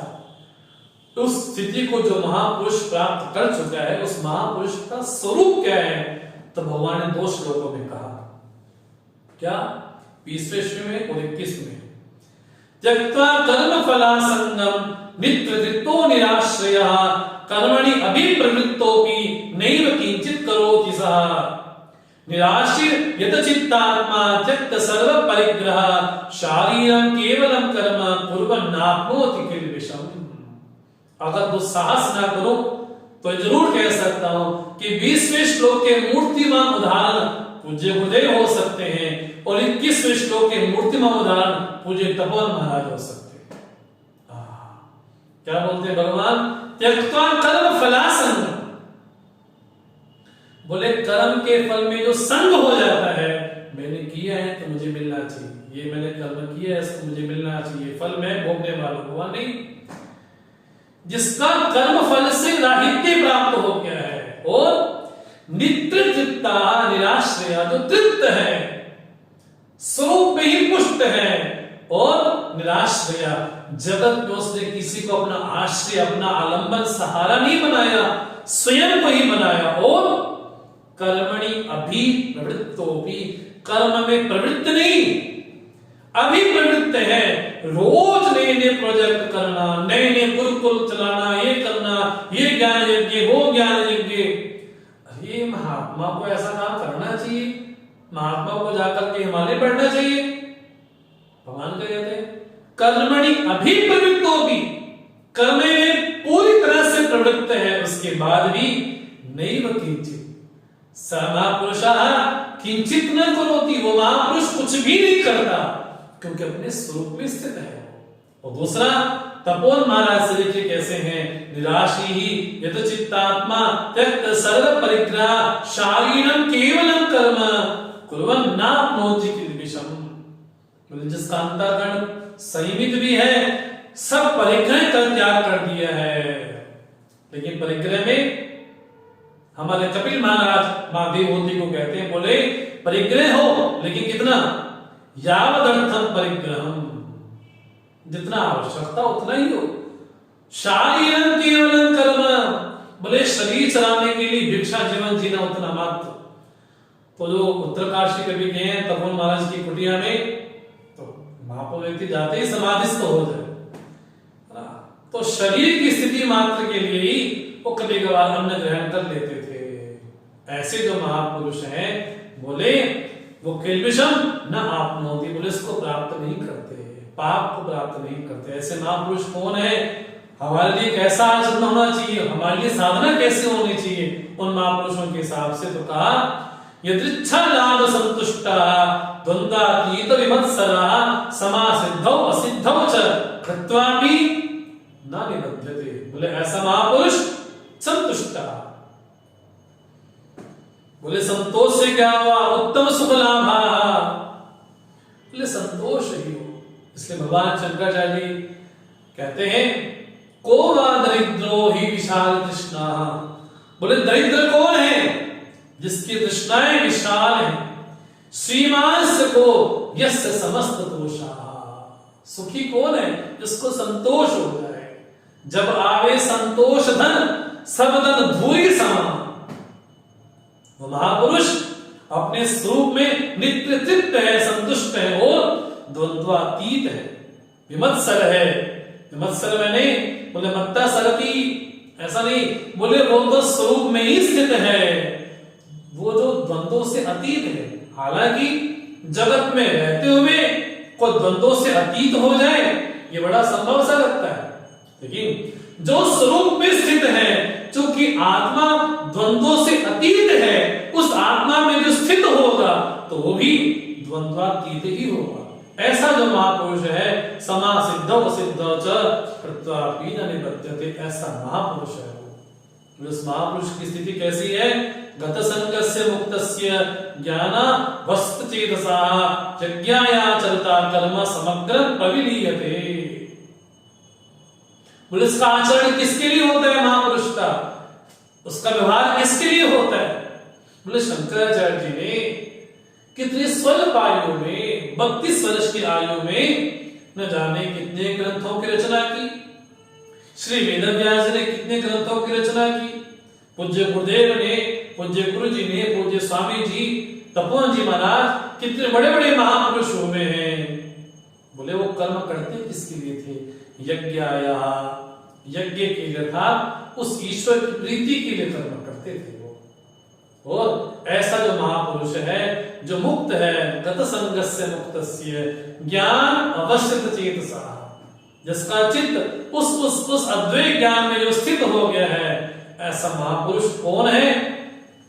बोले वो महापुरुष दिन रात यज्ञ करता है, दिन रात यज्ञ करता है, दिन रात यज्ञ करता है, एक ही यज्ञ करता है बस। यहां से भगवान एक नया प्रकरण प्रारंभ करते, उसका नाम है यज्ञ प्रकरण। भगवान ने गीता के 4 अध्याय में 12 प्रकार के यज्ञ कहे।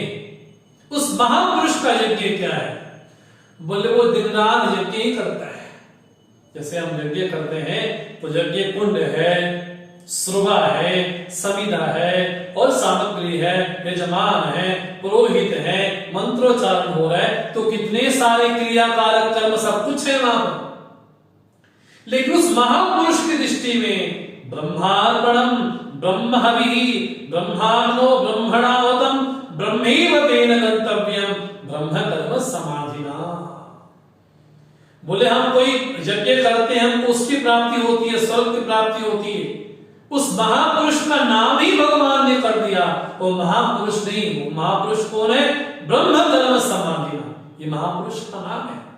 जिसके लिए सुरवा भी ब्रह्म है, जिसके लिए अग्नि भी ब्रह्म है, जिसके लिए अर्पण भी ब्रह्म है, जिसके लिए तर्पण भी ब्रह्म है, जिसके लिए सामग्री भी ब्रह्म है, संविधा भी ब्रह्म है, अर्थात अपने स्वरूप के अतिरिक्त तो कुछ नहीं देखता। ऐसा महापुरुष सर्वत्र अपने स्वरूप का ही अनुभव करता है।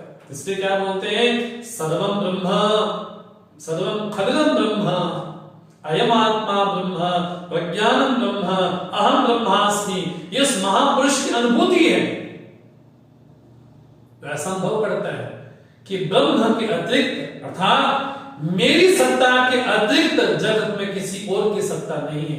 वो अपने को उस परमात्मा से जुदा करके नहीं देखता, अलग करके नहीं देखता, विलग करके नहीं देखता, अलगाव नहीं है वहां पर तो एकता है। उसी बात को भगवान आगे कहने वाले हैं। भगवान ने उस महापुरुष का यज्ञ बताया।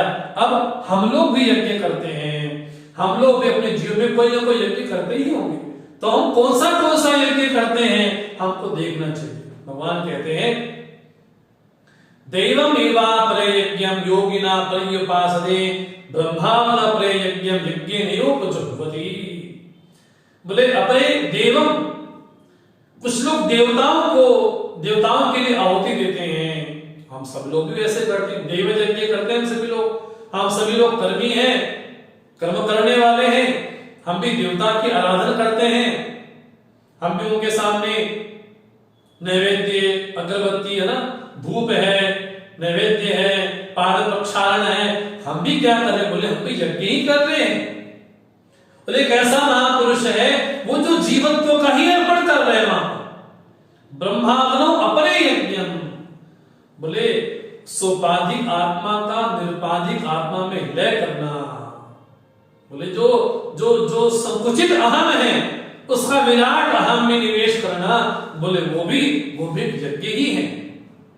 ऐसा महापुरुष को यज्ञ भी करता होगा। बोलते हैं कई प्रकार के यज्ञ हम करते हैं। श्रोत्रादीनि इंद्रियानन्य संयमाग्निषु जुह्वति, शब्दादीन विषयानन्य इंद्रियाग्निषु जुह्वति। बोले एक तो संयम रूपी अग्नि में इंद्रियों की आहुति डालता है, मतलब उपरामता करता है।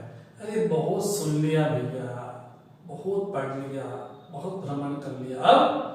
अब संयम मानव की अग्नि है, उस अग्नि में इंद्रियों की आहुति डाली जा रही है। श्रोत्रादीन इंद्रियानन्य। किसी ने कहा कि इतना जगत में काम है, घूमना पड़ता है, टहलना पड़ता है, हमको बिजनेस का इतना सारा काम है, तो हमको जगह जगह ट्रैवल करना पड़ता है, आज यहाँ है कल वहां है, तो मैं तो गीता को धारण नहीं कर पाऊंगा, तो मैं तो यज्ञ कर नहीं पाऊंगा। भगवान कहते तब भी यज्ञ कर सकते हो। वो कौन सा यज्ञ है, बोले प्रवृत्ति रूप यज्ञ है।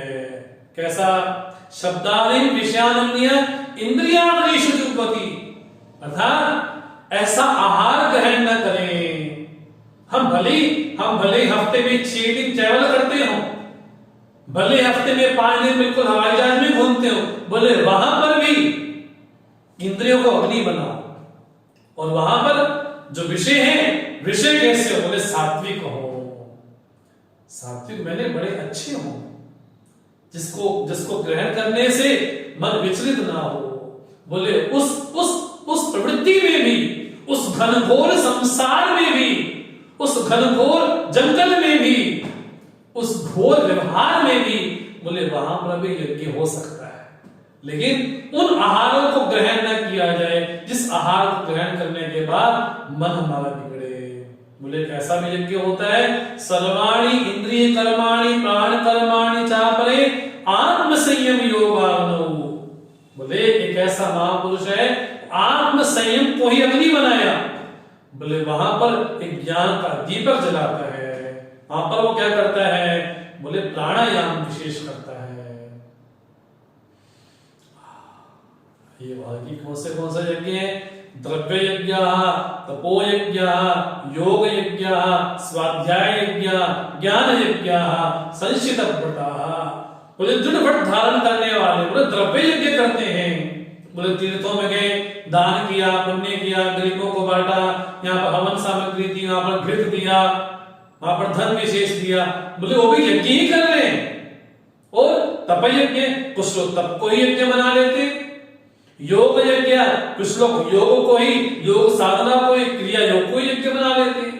स्वाध्याय यज्ञ, बोले स्वाध्याय करना चाहिए, वेद मंत्र पढ़ने चाहिए, गीता पढ़नी चाहिए, उपनिषद पढ़नी चाहिए, तो स्वाध्याय करना चाहिए, वो भी यज्ञ ही है एक प्रकार का। हम जो पढ़ रहे हैं, पढ़ते भी हैं, वो भी यज्ञ ही है। बोले ज्ञान यज्ञ, बोले अब शास्त्रों का जो सही अर्थ है उसका भी सही से ज्ञान हो जाए, शास्त्रार्थ का परिज्ञान हो जाए, ये ज्ञान यज्ञ है। बोले बोले ऐसा भी यज्ञ होता है। और कई ऐसे महापुरुष हैं 2 दिन रात एक ही यज्ञ करते हैं। बोले कौन सा? प्राणायाम का। अपाने जुह्वति प्राणम प्राणे अपान तथा परे प्राण अपान कतिर्ध्वा प्राणायाम परायण, जिनके जीवन प्राणायाम ही सर्वोपरि है, कभी बाहर कभी भीतर, कभी रेचक कभी कुंभ, मतलब कभी कभी बाहर कभी भीतर, दिन रात प्राणायाम ही प्राणायाम करते रहते हैं। जो हमारे 10 प्राण है हमारे, उन 10 प्राणों के जरिए दिन रात वो प्राणायाम ही करते हैं। बोले वो भी एक यज्ञ ही करें। इसलिए अपरे नियताहारा, बोले इसके अलावा एक अन्य महापुरुष भी है, वो आहार तो ग्रहण करते हैं, लेकिन जितना आवश्यक हो उतना ग्रहण करते हैं, नियमित ग्रहण करते हैं। प्राणान प्राणिश जुह्वति सर्वेपि यज्ञ विदा यज्ञ क्षपित कल्मषा। इसलिए हमको आपको यज्ञ बतलाए क्या करते हैं? हमारे पापों को धोते हैं, नष्ट करते हैं। अब बात भगवान जो कहने वाले हैं वो बड़ी गंभीर बात। भगवान कहते हैं यज्ञ शिष्टामृत भुजा यान्ति ब्रह्म सनातनम नायम लोकोस्ति अयज्ञस्य कुतोन्या पुरुषोत्तम। जो इस तरह से यज्ञ से बचे हुए को ग्रहण करता है वो तो उसको प्राप्त करता है, लेकिन अगर जीवन में कोई भी व्यक्ति मेरे द्वारा बताए गए इन 12 यज्ञों में से किसी एक भी यज्ञ को नहीं करता है, उसके लिए तो ये लोक है ही नहीं, और परलोक की तो चिंता ही छोड़, वहां भी सुख नहीं हो सकती। इसलिए इन 12 यज्ञों में से कोई ना कोई यज्ञ में जरूर धारण करना चाहिए, चाहे द्रव्य यज्ञ हो, चाहे तप यज्ञ हो, चाहे योग यज्ञ हो, ज्ञान यज्ञ हो, स्वाध्याय यज्ञ हो, प्राणायाम हो, बोले कोई ना कोई यज्ञ जिन्हें अपनाना चाहिए। इसलिए भगवान कहते हैं एवं बहुविधा यज्ञ वितता ब्रह्मणों के, लेकिन ये सारे यज्ञ हैं कैसे? कर्मजान विद्यितान सर्वान, ये सारे कर्मज हैं, कर्म से उत्पन्न होने वाले इसको जान करके मोक्ष से। लेकिन भगवान कहते हैं सबसे श्रेष्ठ यज्ञ कौन सा है? श्रेयान द्रव्यमयादिज्ञा ज्ञान यज्ञ परंतप सर्वं कर्माखिलम पार्थ ज्ञाने परिसमाप्यते। बोले द्रव्य यज्ञ की अपेक्षा ज्ञान यज्ञ श्रेष्ठ है। बोले इस यज्ञ में क्या होता है? अखिलम कर्म सर्वं कर्म ज्ञाने परिसमाप्यते, वो आकर के समाप्त हो जाते हैं। इसलिए सभी यज्ञों की महिमा है, ऐसी बात नहीं कि महिमा नहीं है, सभी यज्ञों की महिमा है, लेकिन जो ज्ञान यज्ञ है, ज्ञान ही अपने आप में यज्ञ है। बोले उसको उसका सहारा लेने से क्या होगा?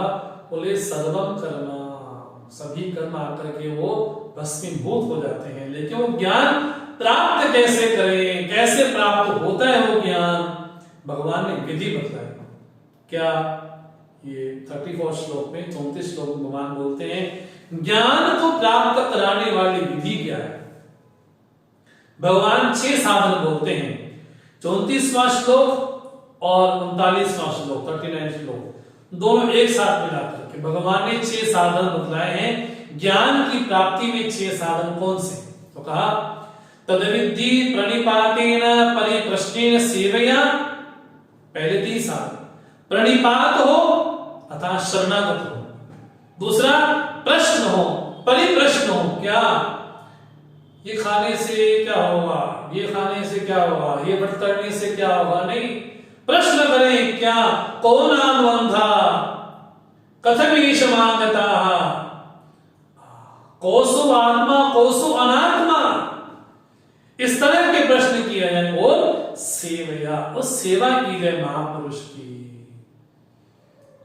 और श्रद्धावान हो उसके प्रति वहां से कभी विचलित ना हो। संयत इंद्रिय, इंद्रिय जिसकी संयमित हो, इन 6 साधनों को लेकर के भगवान कहते हैं उस महापुरुष के पास जाओ। कौन? उपदेक्षन्ति ते ज्ञानं ज्ञानिनः तत्त्वदर्शिनः, जो तत्वदर्शी है या जो ज्ञानी है उनके पास जाएं, इन 6 साधनों को लेकर के जाएं। भगवान ने कहा, ये बड़ी प्यारी बात भगवान कहते हैं, यत् ज्ञात्वा न पुनमेवं पुनः मोहम् एवं यास्यसि पांडव येन भूतानि अशेषेण रक्षसि आत्मनो अथो मयि। बड़ा प्यारा, जिसको जान करके, जिस ज्ञान को जान करके जिस तरह से अभी बड़े मोहित घूम रहे हो ना, हाय क्या होगा, मेरे पितामह चले जाएंगे, स्वजन चले जाएंगे, वो चले जाएंगे, मेरा संबंध टूट जाएगा। अरे भैया, भगवान कहते हैं एवं, जिस तरह से भी मोहित हो, एवं नहीं आस्यसि, ऐसा नहीं होगा तो क्या होगा? भगवान यहां पर एक महावाक्य बोलते हैं, उस ज्ञान से होगा क्या? जब 6 साधन लेकर के उस महापुरुष के पास जाओगे तो महापुरुष तुमको ज्ञान भी देगा, उस ज्ञान से होगा क्या? भगवान कहते हैं येन भूतानि अशेषेण रक्षसि आत्मनो, तो भाई सभी भूतों में मुझे देखोगे और मुझे समस्त भूतों में देखोगे। ये भगवान का महावाक्य है गीता का, अर्थात मेरे में तुम्हारे में कोई भेद नहीं है, तुम दोनों की सत्ता अलग अलग नहीं है। अर्जुन, तेरी सत्ता अलग, मेरी सत्ता अलग नहीं, सृष्टि की सत्ता तो केवल एक ही है। उसको जानने के बाद बोले सभी भूतों में मुझे देखोगे और मुझे समस्त भूतों में देखोगे। इससे भगवान आगे कहेंगे वासुदेवा सर्वमिति स महात्मा सुदुर्लभा, वो महात्मा दुर्लभ नहीं सुदुर्लभ है, जिसको सर्वत्र उस परमात्मा की अनुभूति, उस परमात्मा का दीदार होता रहे। इसे भगवान कहते हैं इस ज्ञान की क्या महिमा है। अरे भगवान कहते हैं अपि चेदसि पापेभ्यः सर्वेभ्यः पापकृत्तमः सर्वं ज्ञानप्लवेनैव वर्जनं संतरिष्यसि। बोले कर्म तो एक महासागर है। रमण महर्षि बोलते उपदेश सार में, कृते महोदधौ पतन कारणम फलम शाश्वतम गति निरोधकम। बोले कर्म अपने आप में एक सागर है। एक बार कर्म के क्षेत्र में प्रवेश किया तो कहां निकलेंगे, कहां से करने का रास्ता हो दिखाई नहीं पड़ेगा। वो तो महासागर है। उस महासागर में पार होने के लिए ज्ञान एक नौका है। पापी नहीं, पापी से पापी तरवी क्यों न हो। अपि चेदसि पापेभ्यः सर्वेभ्यः पापकृत्तमः। लेकिन एक बार जैसा मैंने साधन बतलाया है, कौन सा? तद्विद्धि प्रणिपातेन परिप्रश्नेन सेवया श्रद्धावान तत्परा संयतेन्द्रिया। इन साधनों को लेकर के जब उस महापुरुष के समक्ष जाओगे, उस महापुरुष की सन्निधि में जाओगे तो क्या होगा? संतरिष्यसि, उससे पार हो जाओ। क्योंकि इस ज्ञान की यही महिमा है। क्या? बोले सारे कर्मों को जिस तरह से अग्नि अपनी लकड़ी को भस्मीभूत कर देती है, यथा ईधांसी समिद्धोग्नि भस्मसात् कुरुते अर्जुन ज्ञानाग्नि सर्व कर्माणि भस्मसात् कुरुते। तथा बोले जैसे अग्नि समस्त लकड़ियों को भस्म कर देती है, बोले इसी तरह से ज्ञान ही अग्नि है। उस ज्ञान रूपी अग्नि में समस्त कर्म भस्म हो जाते हैं। जैसे भुजा हुआ चना होता है ना, वो दोबारा कभी फसल नहीं बन पाएगी, बस भूज गया बस। बोले वैसा ही समस्त कर्म ज्ञान रूपी अग्नि में बिल्कुल भस्मीभूत हो जाते हैं। इसलिए भगवान कहते इस ज्ञान के समान धरती पे और कुछ पवित्र नहीं, नहीं ज्ञान सदृशम पवित्रम इह विद्यते। ज्ञान के समान और कुछ भी पवित्र नहीं है संसार में। उसको जानकर के व्यक्ति मुक्त हो सकता है। ज्ञानम लब्ध्वा पराम शांति, उस ज्ञान को प्राप्त करने के बाद व्यक्ति को शांति मिलती है। बहुत लोग क्या बोलते हैं, शांति कब मिलेगी, जो इनमें कब मिलेगी, कब मिलेगी। भगवान कहते हैं क्या, ज्ञानम लब्ध्वा, ज्ञान को प्राप्त करने के बाद ही परम शांति अधिगच्छति, परम शांति का व्यक्ति प्राप्त करता है। लेकिन उसमें इसमें बाधा क्या है? बोले बाधा दो चीजें, अज्ञश्च अश्रद्धानश्च संशयात्मा विनश्यति, नायं लोकोस्ति न परः न सुगम संशयात्मा। अज्ञानी होना अच्छा है या अश्रद्धालु होना अच्छा है? देखा जाए दोनों अच्छे नहीं है, लेकिन अश्रद्धालु होना ज्यादा कष्टकारक है। अज्ञानी है तो मुझे ज्ञान नहीं है, मुझे ज्ञान मिल जाएगा, लेकिन जानने के बाद भी श्रद्धा ना हो, भगवान कहते हैं संशयात्मा विनश्यति, संशयात्मा का तो नाश ही होता है। जो हमेशा शंका करे, लौकिक धरातल में भी, लौकिक व्यवहार में भी हमेशा दूसरे पे शंका करे, ये मेरे बारे में क्या सोचता होगा, ये मेरे बारे में क्या बोलता होगा, तीन बंदे खड़े हो जाएं तो मेरे बारे में चर्चा कर रहे होंगे, ये क्या कर रहे हैं, वो क्या कर रहे हैं। बोले संशयात्मा विनश्यति, संशय आत्मा तो नष्ट हो जाता है। उसके लिए अयम लोका न परः न सुखम संशयात्मा, बोले जो संशय आत्मा है उसके लिए ये लोक भी नहीं है न परलोक है, उसके जीवन में सुख भी नहीं है, तो उसकी तो ऐसी बात। इसलिए भगवान कहते हैं दो श्लोकों में, योग संन्यस्त कर्माणं ज्ञान संचिन्न संशयम आत्मवंतम न कर्माणि निबधनन्ति धनंजय। बोले योग में संन्यस्त हो जाओ, उस ज्ञान को क्या करो, वो ज्ञान करता क्या है, सभी संशयों का नाश कर देता है। इसलिए जो अपने स्वरूप में स्थित हो गया है उसके लिए कर्म ना बदनांति न बदनंति, इसको कर्म नहीं बांधती। इसलिए भगवान का आदेश सभी सभी सभी मानव जाति के लिए, सभी मनुष्यों के लिए, अर्जुन के बहाने पूरी मानव जाति के लिए भगवान का एक आदेश है। क्या? अंतिम श्लोक में तस्मात् अज्ञान संभूतम हृष्टं ज्ञानास्यनात्मना छित्त्वेन संशयं योगम आतिष्ठोतिष्ठ भारत, हे भारत उत्तिष्ठ। कहां? बोले योग में स्थित हो जाओ। कहां? कर्म योग में स्थित हो जाओ और इस ज्ञान की तलवार से इस अज्ञान का छेदन कर दो, इसका संशय का छेदन कर दो और योग में स्थित हो जाओ, यही तुम्हारे लिए उपदेश है। तो भगवान ने चौथे अध्याय के अंतिम श्लोक में बड़ा सुंदर उपदेश दिया भगवान ने कि योग में स्थित हो जाएं, इसी से ही पंचम अध्याय का जन्म होता है। तो यहां पर आकर के भगवान ने इस चतुर्थ अध्याय में ज्ञान कर्म संन्यास में भगवान ने कर्मों का संन्यास तो बतलाया, लेकिन ज्ञान के द्वारा कर्म का संन्यास, ज्ञान के द्वारा उस प्रसंग में भगवान ने अनेक प्रकार के विषय उठाए।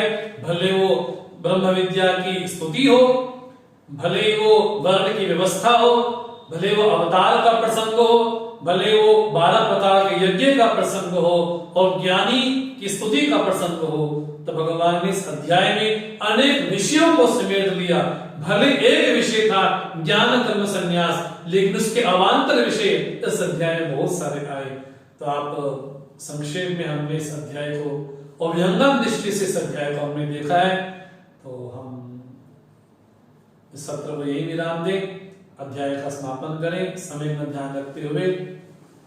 ओम तत्सत् इति श्रीमद् भगवद गीतासु उपनिषत्सु ब्रह्म विद्यायां योग शास्त्रे श्री कृष्णार्जुन संवादे ज्ञान कर्म संन्यास योगो नाम चतुर्थोध्यायः। कल शाम को हम मिलेंगे, गीता का जो 5वां अध्याय है उस अध्याय पर हम चर्चा करेंगे।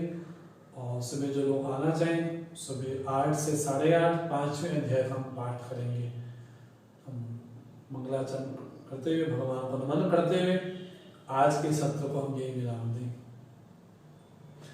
ओम सर्वे भवन्तु सुखिनः, सर्वे सन्तु निरामयाः, सर्वे भद्राणि पश्यन्तु, मा कश्चित् दुःखभाग् भवेत्। असतो मा सद्गमय, तमसो मा ज्योतिर्गमय, मृत्युर्मामृतं गमय।